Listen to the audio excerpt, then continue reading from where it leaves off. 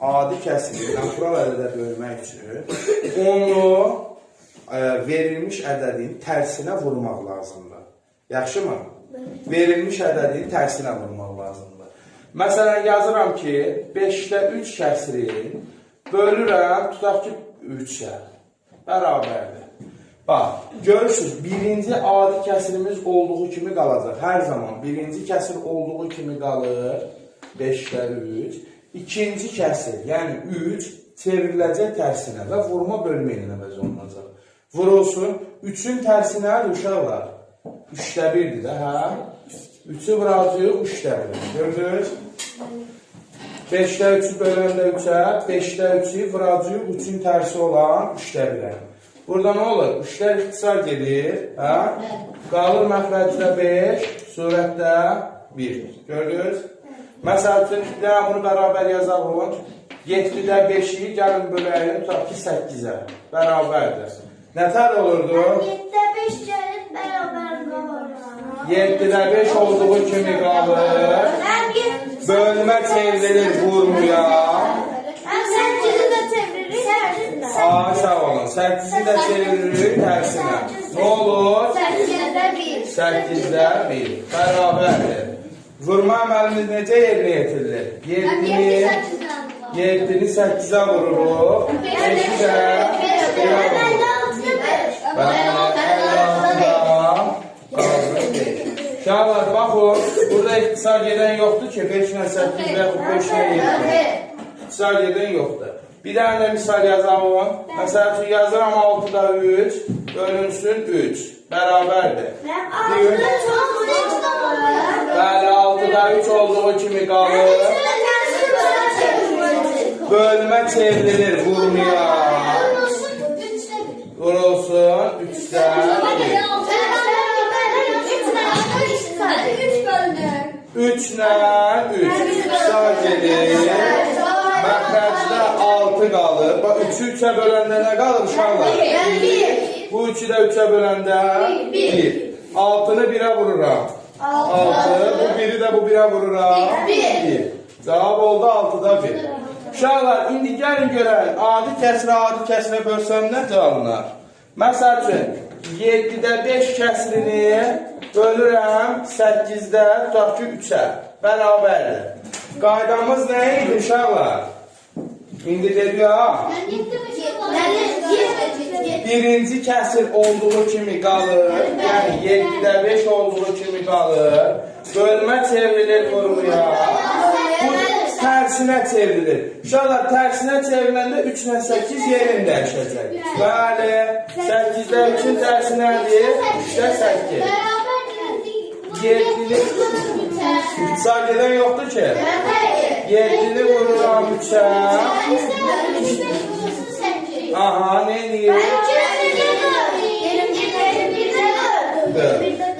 İndi uşaqlar, yazıram ki, məsələn, 9 bölünsün 5-də 3. Bu nətər olacaq? Yox, uşaqlar, birincidə olacaq. Bəli, 9 olduğu kimi qalır. Vurulsun. 3-də 5 olur. İndi uşaqlar, burada ixtisar gedən var. 9-la 3 ixtisar gedir. 9-un 1 yazır. 9-un da altından 3 yazır. 9-un üstündən yazalım. Aha, indi burada 3 harda qalır? Surətdə qalır, məxrəcdə? Mən tamda qalır. Surətdə də, o tamda deyil. O surətdir də, 1-də 9 deməkdir. Bu 9, 1-də 9 deməkdir. İndi 3-ü 5-ə vururum. Bəli, 3-ü vururuq 5-ə. 15. Gördünüz? İndi bir dənə də sual yazalım.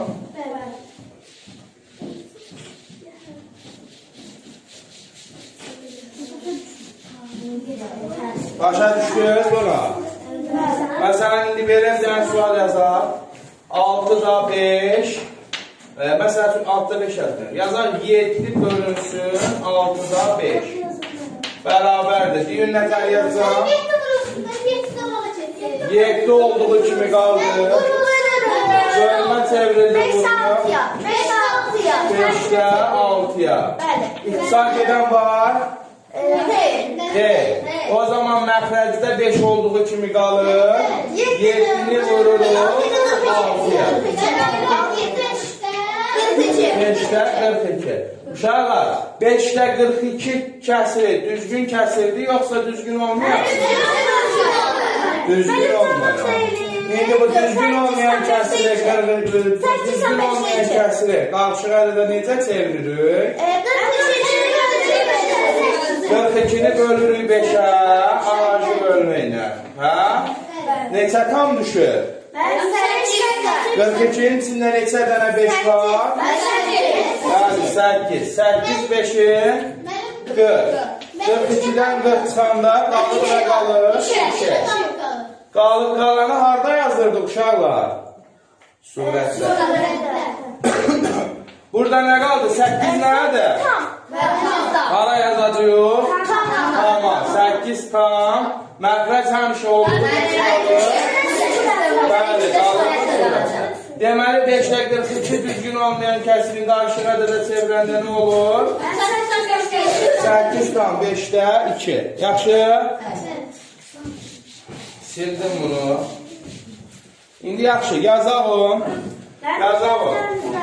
7-də 3, dəftərimizdə yazmağa bəndi verəcəm. 7-də 3 bölünsün, 8-də 4 bölünsün 5.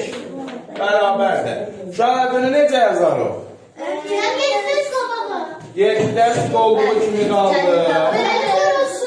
Vurulsun. 8. Burası 5-i də sevilməliyik də. 5-də 1, sağ olun. 5-də 1, bərabərdir. Görürsünüz, bax, bu olduğu kimi qalır, birinci kəsir olduğu kimi qalır. Qalanlar nəyə çevrilir? Tərsinə çevrilir. İndi burada iqtisad gedən var, uşaqlar. Ya 8 ilə böyle iqtisad getmir. Nə qalacaq? Harada qalacaq ki? 8-in üstündə qalacaq, surətdə. 4-ü də 4-ə böləndə nə qalır? Burada da 1 qaldı. Başqa iqtisad gedən var? Tabii ki, nə eləyəcəksən? Kəsir xəttini çəkdim, surətdə qalanları yazıram surətdə. 3 qalır, 3 vurulsun, 2 qalır, 2 vurulsun, 1. Məxrəcdə vurulsun 5. Bəli, 7 vurulsun 1, 5. Bərabərdir. Uşaqlar 3 2-nin 6, 6-nı da 1-ə vuranda 3 2-nin 6, 6 1-də 6.